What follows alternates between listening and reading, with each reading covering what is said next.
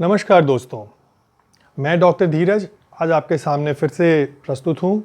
और दोस्तों, मेरा सिर्फ़ और सिर्फ एक ही मकसद है आपके सामने आने का, और वो है आपको इस महामारी से बचाने के सब तरह के उपाय बिल्कुल क्रमबद्ध तरीके से और वैज्ञानिक रूप से बिल्कुल ही स्थापित तरीक़ों से बताने के लिए, यानी कि पूरी तरह से सत्यापित, वेरीफाइड। दोस्तों, आपने अभी समाचार सुना ही होगा। कल रोहित सरदाना एक बहुत बड़े मशहूर पत्रकार थे, कल तक मतलब थे जीवित, बट अब नहीं हैं। उनकी बहुत दुखद मृत्यु हुई और सभी ने उनको श्रद्धांजलि दी, क्या पक्ष क्या विपक्ष। मैं भी बहुत आहत हुआ था। मैं जानने की कोशिश कर रहा था क्या कारण रहा होगा।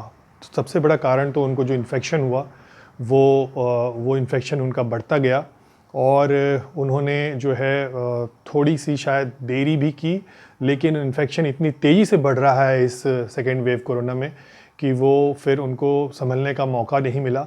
वो वेंटिलेटर पे शिफ्ट होना पड़ा उनको, और उसके बाद उनको जो है ये उनके प्राण गए, हृदय गति रुक गई थी, ऐसा कहा जा रहा है। दोस्तों, ये सब जानकर इतना दुख हुआ कि मत पूछिए। मैं अपने सभी दोस्तों की इसी तरह से चाहता हूँ कि किसी भी तरह से उनकी रक्षा हो, ऐसे उपाय लेकर के बताने के लिए हमेशा सामने आना चाहता हूँ।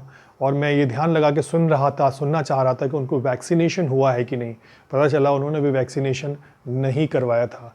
भगवान जाने क्या कारण था। वो स्वस्थ थे। स्वस्थ जो व्यक्ति हैं उनको वैक्सीनेशन ज़रूर कराना चाहिए। मैं पिछले कुछ दिनों से लगातार कई लोगों से जब भी मिलता हूँ, खासकर वो जब कोई सर्विसेज में होते हैं, चाहे वो पुलिस सर्विसेज हो, चाहे मेरा इंश्योरेंस एजेंट हो, चाहे मेरा कोई भी और व्यक्ति जिससे मैं मिलता हूँ और वो सर्विसेज में हो, एसेंशियल सर्विसेज में खासकर, तो मैं उनसे ज़रूर पूछता हूँ कि आपने वैक्सीनेशन लगाया कि नहीं लगवाया। अब तो ये सबके लिए अब उपलब्ध हो गया है। लेट सबेर 1-2 दिन में सबको मिलेगा, और जैसा कि आप सुन रहे होंगे कि 2-3 महीने में ही लक्ष्य है सबको लगा देने का। तो ये आपके घर पे आके नहीं कोई लगाएगा, उसकी अभी व्यवस्था नहीं हुई है। तो इसके बारे में इतने भ्रम फैलाए गए हैं वैक्सीनेशन के बारे में कि इसकी वजह से लोग वैक्सीनेट नहीं करा रहे हैं अपने आप को, और मन में बहुत सारा डर है। तो दोस्तों, इसी चीज़ के बारे में मैं आपको हमेशा सतर्क करता रहता हूँ, आज भी फिर कर रहा हूँ। वैक्सीनेशन में जो उसकी एफिकेसी है उसका 70% होना, 80% होना या 90% होना, ये कहीं से भी उसकी जो क्षमता है आपको उसके प्रति शिकार होने की, जो शिकार से बचाने की जो क्षमता है, उसमें वो 100% है। वो आपको 100% उस एफिशिएंट है कि आपको ये उससे होने वाले डेथ से बचाएगा। ये आपकी सिवियरिटी को नहीं बढ़ने देगा, सिवियरिटी ज़्यादा नहीं होने देगा। अगर इन्फेक्शन हो भी गया, इन्फेक्शन से नहीं रोक सकता है, उसमें वो 70-80% आप कह लीजिए जो भी है उसकी एफिकेसी। लेकिन ये सारे के सारे वैक्सीन, इवन अमेरिका ने भी अभी इसको प्रूफ कर दिया कि जो भारत की वैक्सीन है वो मोर देन 600 सम स्ट्रेन से लड़ने के लिए बिल्कुल ही सक्षम है, और one of the best vaccine है।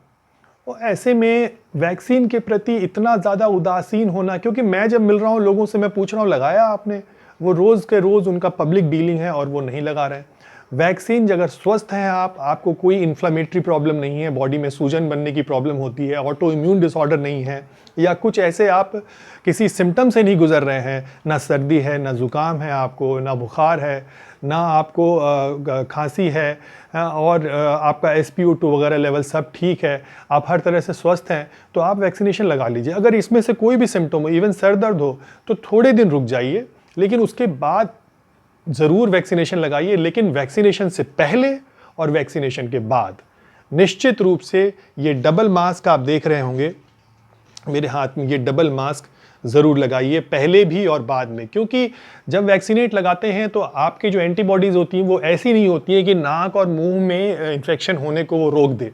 जब भी हवा इस तरह के कण आपके पास आएंगे तो वो अपना डेवलप होंगे वायरस, लेकिन वो फर्दर आपको बहुत गंभीर तरह से अफेक्ट नहीं कर पाएंगे। लेकिन जब भी आप घर में या किसी जगह पे उस तरह से वायरस लिए हुए माउथ में हुए रह करके अगर आप मान लीजिए खांसते हैं, छींकते हैं, तेज़ी से बोलते हैं, ड्रॉपलेट्स निकलते हैं, तो वो आप फैला सकते हैं दूसरों को।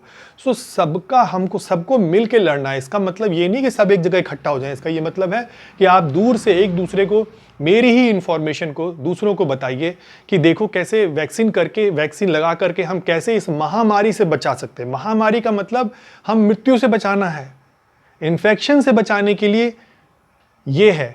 इन्फेक्शन नहीं होने देगा ये डबल मास्क। और अगर मान लीजिए कि आपको लगता है कि किसी वजह से आज आप थोड़ा एक्सपोज हो गए हो, मास्क ठीक से नहीं लगा, यानी कि अगर नाक पे मास्क नहीं लगा आपका, इसका मतलब ठीक से मास्क नहीं लगाया। बहुत सारे लोग यहाँ पे लगा के घूमते हैं यूं करके, बहुत ही बुरी बात है।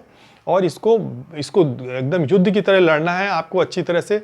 और जब घर आए तभी खोलें, अग्निकुंड छोटे छोटे से बना लीजिए, दिए कपूर वगैरह, उससे घर को पूरी तरह से ऐसे दिखाइए, चारों तरफ कोने कोने में दिखाइए। उससे 2-3 बार कीजिए, जो वायु होगी वो शुद्ध हो जाएगी। कपूर का उपयोग हमारे धर्म में आदिकाल से होता आ रहा है। हम उन चीज़ों को भूल गए, हम सैनिटाइज करते रहते हैं बैठ करके, अल्कोहल का उसका उपयोग करके, अलग हाइड्रोजन पेरोक्साइड का वेपर बना के फेंकते रहते हैं।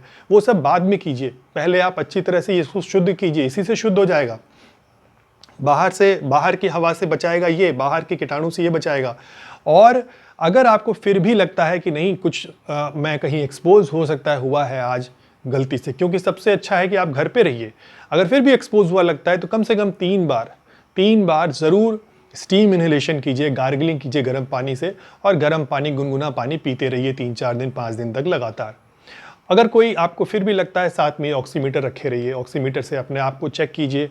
6 मिनट वॉक करने के बाद फिर से चेक कीजिए।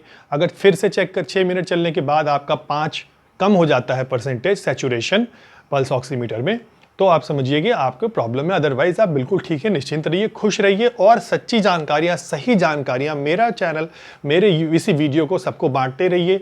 और भी कोई आपको अच्छी जानकारी लगे जो कि लोगों को मजबूत करे, उस तरह की चीज़ों को और बांटिए। सो दोस्तों, वैक्सीनेट, दिस वन, मास्क और steam inhalation, and internal immunity को इम्प्रूव करने के लिए तुलसी के पत्ते का काढ़ा या उसमें काली मिर्च, अदरक मिला करके वो भी ले सकते हैं। वो भी सेवन कीजिए 3-4 बार, उससे भी आपकी इम्यूनिटी बढ़ेगी। जो सीजनल फ्रूट्स होते हैं उनको अच्छी तरह से धो करके वो खाइए, इससे इंटरनल इम्यूनिटी बढ़ेगी। सो ऐसे करने से ठीक होगा, ये महामारी रुकेगी। सोशल डिस्टेंसिंग बहुत ज़रूरी है। मास्क लगाइए तो भी सोशल डिस्टेंसिंग रखिए, दूरी रखिए, 2 गज की दूरी रखिए। इसी से ये फैलेगा नहीं एक दूसरे से। और आप ऐसा करते रहेंगे तो आप बहुत बड़ी सेवा कर रहे हैं मानवता की, क्योंकि आप इसको फैलने से रोक रहे हैं। अगर आप जितना हो सके घर में ही रहिए, और अगर जाना भी पड़े तो आप, जैसे मैंने तरीके बताए हैं, आप उस तरह से करके अपने आप को सुरक्षित कीजिए। वैक्सीनेशन को बिल्कुल भी उसके जो बताए गए हैं राजनीतिक रूप से, कितने सारे उसके चर्चाएं हो गई कि पहले कोई और लगाए, पहले प्रधानमंत्री लगाएं फिर लगाएंगे हम, है ना, उसकी एफिकेसी प्रूफ होने के बाद ही लगाएंगे। ऑलरेडी वो कई सारे वर्कर्स को लगा दी गई, मीडिया हर जगह मौजूद है, अगर कुछ गलत होता तो पता चल जाता। ऐसा तो हुआ नहीं, और सब लोग इससे सुरक्षित होते चले गए जिन्होंने वैक्सीनेशन लगाया है। कुछ डेटा दिए गए कि वैक्सीनेशन से इतने लोगों को दिक्कत हो गई है, वो डेटा वेरीफाइड नहीं हो पाया, फिर भी वो डेटा चलता रहा, लोग भयभीत होते रहे। मैं भयभीत हो गया था कि मुझे नहीं लगाना चाहिए। मैंने अपने एक डॉक्टर मित्र से चर्चा की, मैंने जाना कि वो चर्चा जो थी वो मेरे ऊपर लागू नहीं हो रही थी। तो इसी तरह से अपने आप को जांच कीजिए, चेक करवाइए, बात कीजिए डॉक्टर से और वैक्सीनेट कराइए। एक जगह से आपको लगता है कुछ है तो कहीं और से भी चेक करवा लीजिए, बट वैक्सीनेट ज़रूर करवाइए, क्योंकि ये युद्ध अभी चलता रहेगा। वैक्सीनेशन करने के बाद भी जब तक ये केस 0 नहीं हो जाता, क्योंकि इसके वेरिएंट्स नए नए आते रहेंगे, हर 3-4 महीने के बाद नया वेरिएंट आएगा, तो आपको वैक्सीनेशन हो सकता है नया लेना पड़े। लेकिन इसीलिए मैंने कहा कि ये युद्ध जो है इन्हीं से जीता जाएगा, मास्क से। सो होपफुली आपने मेरा पूरा वीडियो देखा होगा, उसमें मैंने आपको ये पहले बताया है कि कैसे आप इससे बचेंगे। बहुत बहुत शुभ हो, नमस्कार।